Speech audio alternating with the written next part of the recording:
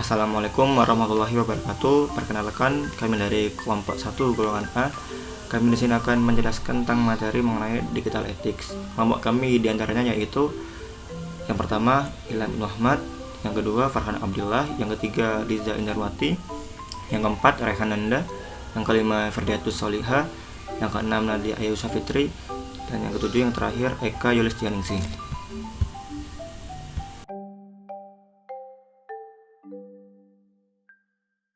Selanjutnya yaitu pengertian dari digital ethics. Digital ethics adalah kemampuan individu dalam menyadari, mencontohkan, menyesuaikan diri, merasionalkan, mempertimbangkan, dan mengembangkan tata kelola etika digital dalam kehidupan sehari-hari.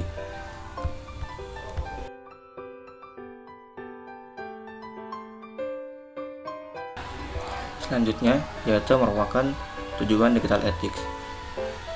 Tujuan digital ethics adalah sebagai pedoman bagi individu dalam melakukan interaksi sosial di dalam platform digital.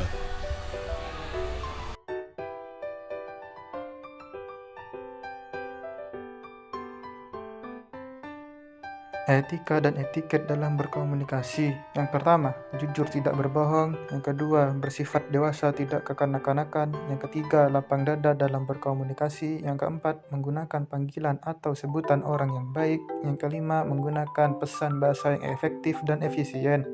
Yang keenam, tidak mudah emosi atau emosional. Dan yang terakhir, berbahasa yang baik, ramah, dan sopan.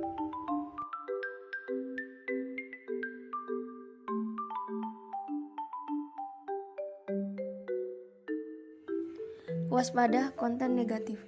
Hoaks memanfaatkan masyarakat yang tidak memiliki pengetahuan atau awam dalam mengelola informasi. Perundungan di dunia maya merupakan tindakan agresif dari seseorang atau sekelompok orang terhadap orang lain yang lebih lemah.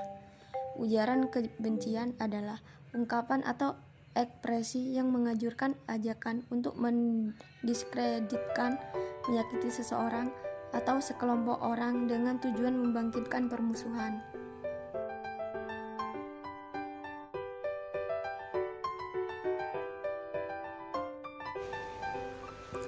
Kemudian interaksi bermakna di ruang digital. Yang pertama, interaksi merupakan proses komunikasi dua arah atau pengguna terkait mendiskusikan ide, topik, dan isu dalam ruang digital. Contohnya menjalin pertemanan di Facebook, Instagram, ataupun di Twitter, dan di media sosial yang lain. Yang kedua adalah partisipasi, merupakan proses terlibat aktif dalam berbagi data dan informasi yang bermanfaat bagi diri sendiri dan orang lain.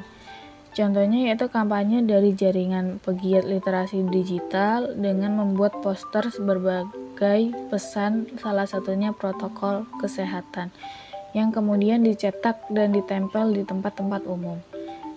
Dan yang ketiga, kolaborasi merupakan proses kerjasama antar pengguna untuk memecahkan masalah bersama. Contohnya terdapat komunitas yang membuat kelompok Facebook anti-hoax seperti Indonesian Hoaxbuster, Indonesian Hoaxes, Skoci, dan forum anti-fitnah, hasut, dan hoax.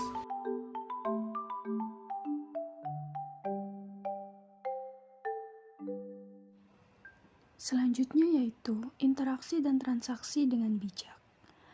Dengan adanya perkembangan teknologi informasi saat ini, maka saat ini interaksi dapat dilakukan tidak hanya dengan bertatap muka secara langsung saja, tetapi kita juga bisa melalui komputer atau perangkat sejenis lainnya. Perangkat ini bernama internet. Oleh karena itu, dengan adanya perkembangan teknologi informasi yang semakin maju, kita sebagai pengguna internet harus bisa menggunakan internet ini dengan bijak, agar kita bisa terhindar dari hal-hal negatif yang tidak diinginkan. Contohnya seperti mendapatkan informasi palsu yang kita sendiri tidak tahu kebenarannya, kemudian terkena pelecehan seksual atau cyberbullying, atau terkena kasus penipuan online akibat kurang bijaknya dalam bertransaksi dan berinteraksi menggunakan internet.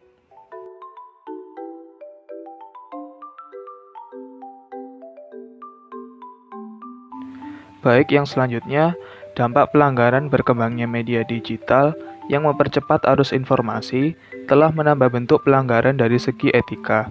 Keberadaan etika digital dapat memberikan batasan sikap dan perilaku warga digital terhadap penggunaan media digital. Etika digital juga menggunakan ruang digital sebagai tempat interaksi sosial.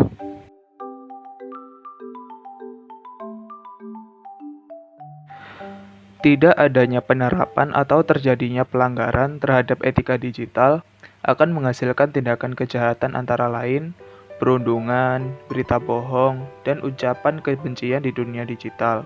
Selain itu, tidak adanya etika digital dapat menimbulkan pelecehan seksual dan pornografi di dunia digital.